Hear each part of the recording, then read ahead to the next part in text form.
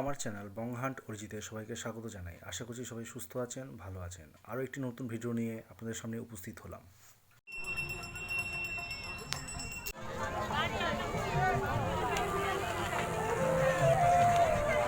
আজ হচ্ছে 29শে পৌষ, মানে 14ই জানুয়ারি। তো আমি সবাই অনেক জায়গায় ঘুরতে গেছে, কেউ গেছে প্রয়াগরাজে যেখানে মহাকুম্ভ মেলা চলছে।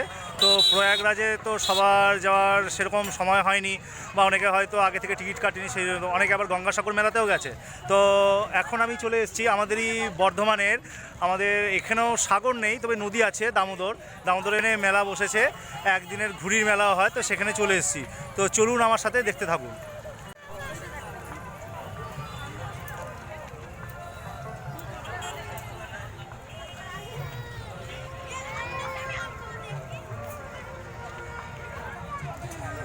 এই মেলা সদরঘাটের মেলা নামেও পরিচিত। তো আপনারা এখানে দেখতে পাচ্ছেন মেলাটা কত সুন্দর। এখানে অনেক কিছু জিনিসপত্র, খাবার দোকান থেকে আরম্ভ করে, হ্যাঁ, এখানে হাতা খুন্তি লোহার জিনিস সবই বিক্রি হচ্ছে।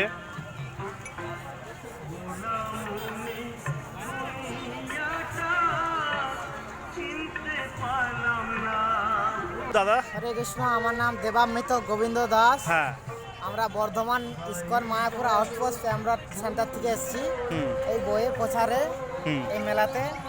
প্রত্যেক বছরে আসি, প্রত্যেক বছর নাই, এবছরও আসা হয়েছে। আর আপনি যে ইয়ের ব্যাপারটা শুনেছেন, যেটা বললাম যে মহাকুম্ভ মেলা, যেটা প্রয়াগরাজ যেটা হচ্ছে, তো সেইখানে তো অনেকেই আপনাদের কি ইস্কন থেকে গেছে ওইদিকে, কোনো মহারাজজির ওইদিকে? মহারাজ গেছে কিনা বলতে পারবো না, কিন্তু অনেকেই গেছে হয়তো মহাকুম্ভ মেলাতে। ঠিক আছে, ঠিক আছে, মহারাজজিকে ধন্যবাদ। ঠিক আছে, হরে কৃষ্ণ।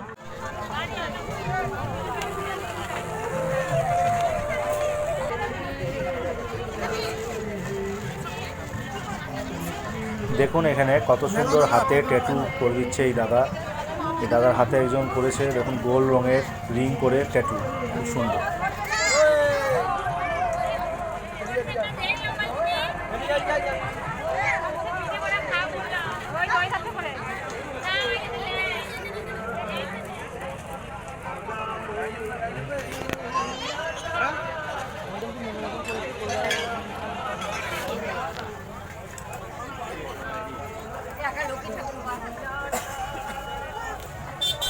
এখানে খুব সুন্দর সুন্দর মাটির মূর্তি দেখুন বিক্রি হচ্ছে। তার মধ্যে কিছু ঠাকুরও আছে, দেখুন খুব সুন্দর সুন্দর ঠাকুরের মূর্তি বিক্রি হচ্ছে, কালারফুল, দেখতেও ভালো লাগে।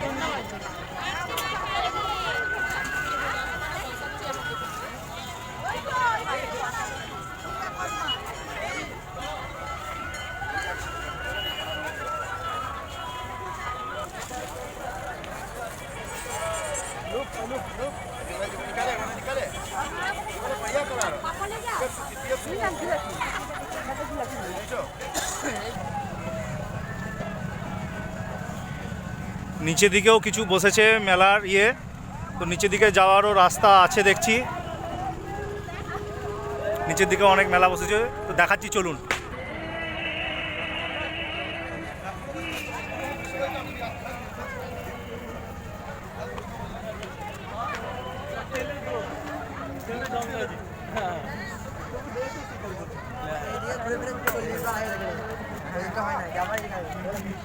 খানিকটা মেলা দেখার পরে এবার চলেছি নদী বা নদ দর্শন করতে, অর্থাৎ দামোদর নদ দর্শন করতে। একবার নিচের দিকে রাস্তায় নেমে যাচ্ছে।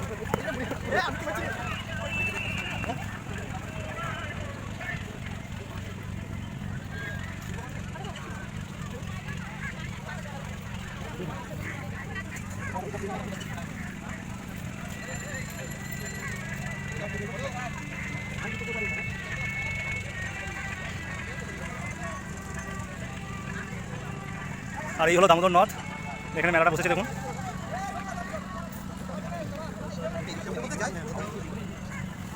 একটা ভালো জিনিস দেখেছি, এখানে নদীতেও আপনারা দর্শন করতে এলে দেখুন আমাদের এখানেও ভালো ব্যবস্থা আছে। যেরকম প্রয়াগরাজে কৃত্রিমভাবে কিছু ব্রিজ তৈরি করা হয়েছে, তো আমাদের বর্ধমানেতেও দেখুন বালির বস্তা পেতে পেতে ব্রিজের মতো কৃত্রিম ব্রিজ এই একদিনের মেলা বা দুদিনের মেলাতে তৈরি করা হয়েছে। দেখুন ব্রিজগুলো, দেখুন হেঁটে যাচ্ছে কিছু পুলিশ কর্মী। তো এটাও খুব একটা ভালো সুবিধা করেছে আমাদের বর্ধমানে। এটা আপনারা দেখতে পাচ্ছেন, একদম নদীতে গিয়ে পৌঁছে যাবেন। চলুন, আমিও যাচ্ছি। এটা হলো কৃষক সেতু। কৃষক সেতুর উপর থেকে দেখুন সূর্য অস্ত যাবে কিছুক্ষণ পরেই, কত সুন্দর লাগছে।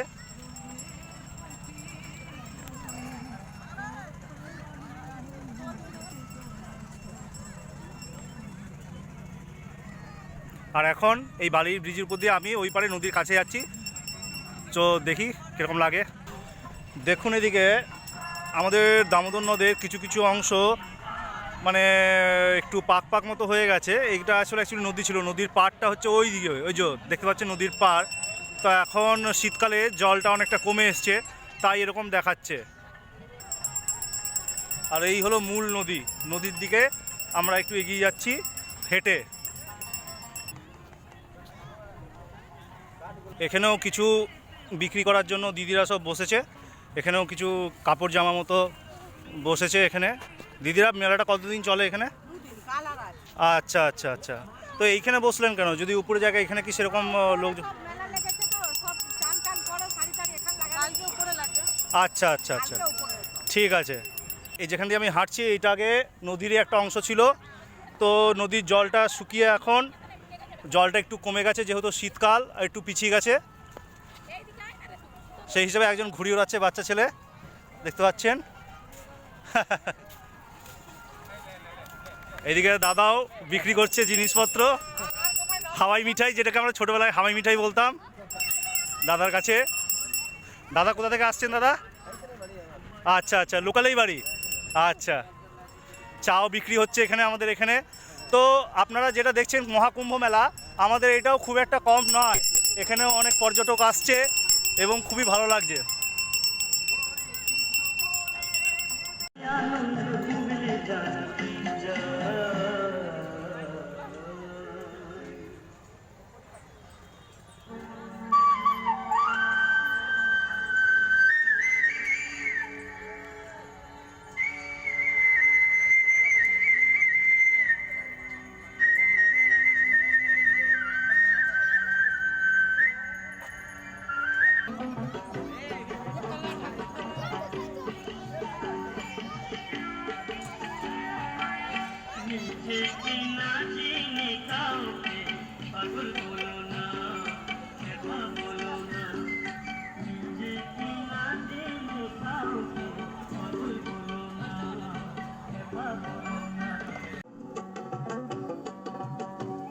এই মেলা প্রাঙ্গণেতেই দেখুন এই গঙ্গা মায়ের একটি মূর্তি এখানে রেখে পুজো করা হয়েছে এই প্যান্ডেলের ভিতরে।